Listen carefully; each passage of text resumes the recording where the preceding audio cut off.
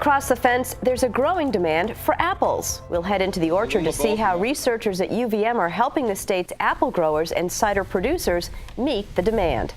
Good afternoon and thanks for joining us. I'm Judy Simpson. Vermont has a long history with apples. In the late 1800s, northern Vermont was one of the most important apple growing regions of the world. Vermont apples supplied markets across the country and even into Canada, South America, and Europe. The apple industry and the variety of apples available have changed significantly in the past 100 years. And now there's a growing demand for a certain kind of apple. Across the Fence's Rebecca Gollin has our story. Growing apples is old hat in Vermont. For growers like Barney Hodges, not much has changed since his parents planted their first orchard in 1974. We grow about 200 acres of mostly McIntosh, but also Empire, Cortland, Paula Red, McCowan, and Honeycrisp. Hodges is a wholesale grower. He packs the majority of his apples to be eaten fresh, shipping to stores around Vermont and the Northeast. As one of the top specialty crops in the state, apples are worth about $20 million to the Vermont economy. Most of that money coming from those fresh apples that are sold for consumption. But what about the apples that are too small or blemished to go to market? When you're growing fresh apples, you'll always have a certain amount of the fruit that are going to be seconds or what we call utility fruit. Traditionally, those fruit have gone to relatively smaller fresh juice processors, but that's usually been done at a real low price for the growers. And for a number of years, that price was so low that growers could scarcely justify picking the fruit. But many growers are rethinking the way they do business. Apples that were once just afterthoughts have become such a sought-after commodity, growers cannot meet the demand. The change? Hard cider. The growth in hard cider production, not just in Vermont but nationwide, has been so significant in the range of about 50% annual per year for the last several years. Hard cider is the fermented, alcoholic version of sweet cider, made from unfiltered apple juice. The drink has a long history that dates back to the nation's earliest settlers. It's a uniquely American beverage. Traditionally, hard cider in colonial times was the drink. I mean, everyone all the way down to kids was drinking cider because clean water wasn't always available, and apples grow here very well. As time went on, most of the trees that produced the best apples for cider were replaced with sweeter varieties better suited for juice and pies. But recent trends toward both local and gluten-free foods have led to a renewed interest in hard cider. It has also created a demand for those second apples, as well as for the less well-known varieties that were traditionally used. That's where Bradshaw comes into the picture. What you got on this one? 22 still, all right. Our varieties are traditionally McIntosh, Cortland, Empire, and similar, some Honeycrisp. And the question is, are those going to be the best apples to use in their products? Right now, they are the majority of the apples they're using in their products because that's what's out there. It's been an industry standard that no one second-guessed, until now. The time has come to kind of figure out, is there a model that, it's a price that the cider makers want to pay and that the orchards can still make a profit off of? Bradshaw and colleagues at UVM brought together a group that included growers and cider makers. It was one of the first steps in a multifaceted research project aimed at answering that question. We met with the growers, the cider producers, and sort of laid out sort of big picture, brainstormed ideas and protocols for how we were going to carry this out. One of the things that both the growers and the cider makers really felt strongly about was that they wanted us to work with them and to keep the mindset that we're looking to create a uniquely Vermont product. Terry's study is important because he's going to provide growers with real data of what to plant and why and how it'll grow. We're looking at this really on a large scale from cost of production of apples, cost of production of cider, where those two can come together, and carrying that out to try to measure the total impact of this sector on the Vermont economy. Okay. Bradshaw believes that impact will be significant. On this day, a number of cider makers have come together to conduct the next phase of the project. This is the part where things get messy. They're going through single varietals, we're pressing them and then testing them for how that cider tastes. So every varietal is getting the same type of yeast, and then each cider maker will monitor a certain batch of it, and then after a while there'll be a tasting to see kind of what varieties yield what kind of taste, if there's apples that are better or worse, and balance that against what the farmer and the orchards think work for them. So it's a long process. We aren't going to decide tomorrow and all of a sudden have apple trees everywhere, but it's a starting point.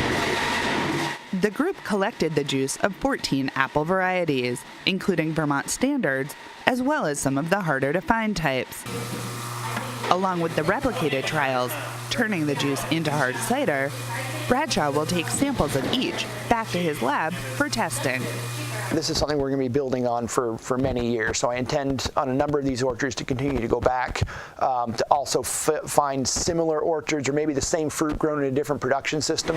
And out of all that, every time we collect fruit, we're going to be pressing juice. And we're going to start to build a database of juice chemistry characteristics that come out of these fruit that are grown at this orchard in Vermont. That information will benefit growers and cider makers alike. Also interesting to find out what the growers that are participating in the study, what they think is, what are options for them for supplying us as cider makers, which apples are easiest to grow, which ones require the least amount of inputs, what ones can they supply to us at the best cost for getting cider to our customers at a good price. This group approach results in a level of collaboration that would normally be unusual for competitors.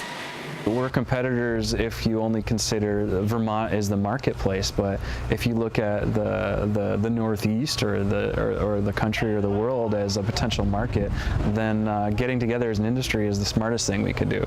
I think the cider industry and the cider category is so young that there's plenty of room for everybody and there's plenty of room for growth. We all need the orchards to get the juice to make the product, so figuring out a way to make it all work benefits us all. My hope is that out of this, that growers feel comfortable to try growing some interesting varieties. And this study is also, it's unique because as a group we got together and said, like, we would like you to grow these varieties, and growers are in the room too saying, these are some varieties we think would grow well here, and we're also trying to choose varieties that, that have some sort of regional identity to them, so that out of this we develop terroir for New England, terroir for Vermont, so that people, that come here are experiencing the history and heritage of apples that grow well in New England, and then also that have practical value.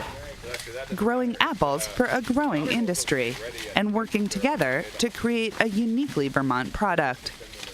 Time is of the essence to be able to meet the demand of these really fast-growing businesses in the hard cider industry.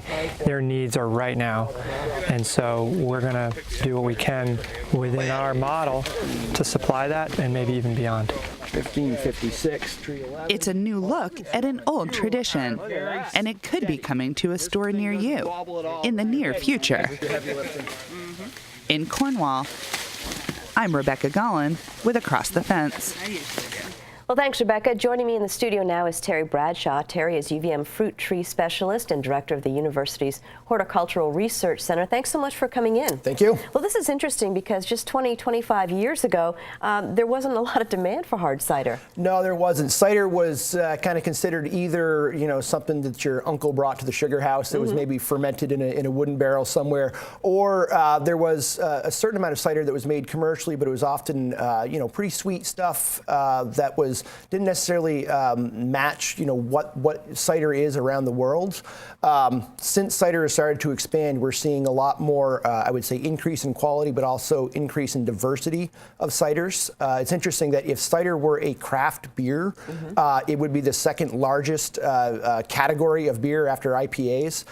So it's huge. It's very large, and the diversity there is significant, and our cider industry is showing that.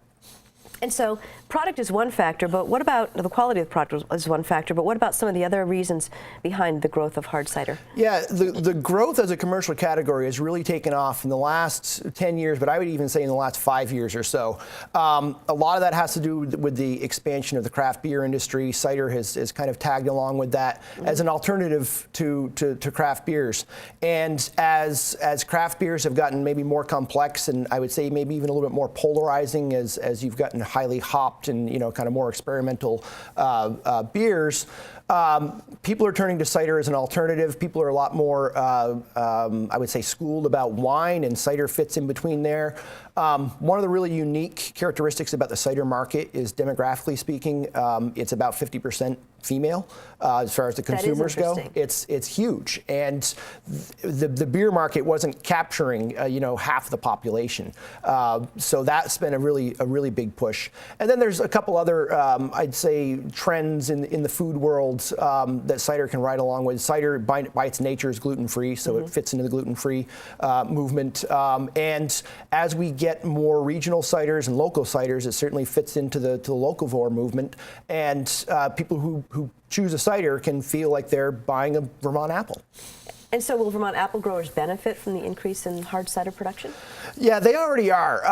It's been very interesting in the last few years to see how the market for cider apples has been changing. Up until a few years ago, traditionally, Vermont seconds, the fruit that either were hail damaged or maybe had some scab or blemishes, which were a secondary market. They went to fresh juice processors. You think of the gallon jug of sweet cider, really for below market production costs, and it was a way to clean up and use, cull fruit. Now we're seeing a real change in the sweet cider apple market, which is just reflective of the fact that these hard cider companies are buying all these fruit. So growers, I think, are seeing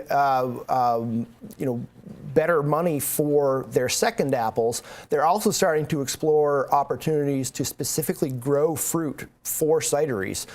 So this time of year, when we're starting our orchard management, there might be a block of fruit that from day one, the plan is to just pick it and sell it to the cideries. The trick there is to find ways to do that at a price that the growers can afford and at a price that the cider makers can afford, and to find growing strategies that will allow growers to reduce their costs and also grow fruit that are of optimal quality for cider making. Can you give us an example of what a grower gets when he sends his fruit to the fruit market versus the cider market? Yeah, it's a really big spread, and that's where a lot of this research really needs to go. Numbers, are pretty variable, but you could say $20 to $30 a bushel for a packed, high-quality, fresh market apple. I've seen cider apples go for, maybe as low as $4, but really upwards to $8 a bushel, and some specialty varieties are getting $12, $16 a bushel or more. So from what we saw in the video, you have some strong industry support for the work that you're doing. Yeah, this is what's really fun about this. I've been in this industry working with growers and working with the apple industry for about 20 years, and I have never seen the industry support and the buzz just across the industry like I have about this. It touches every grower, whether you're small, large, organic, if you're doing your own cider processing. The very large growers are interested because they are the ones who have the supply of the cull fruit, or the secondary fruit. So it's just across the board, and I get emails constantly and calls constantly of people who are interested in exploring this. And so what's next in terms of research and outreach for cider production? Yeah, it's fun. This is a project that I plan on working a good chunk of my career on. I figure the next 20, 25 years, we've got lots of questions to answer.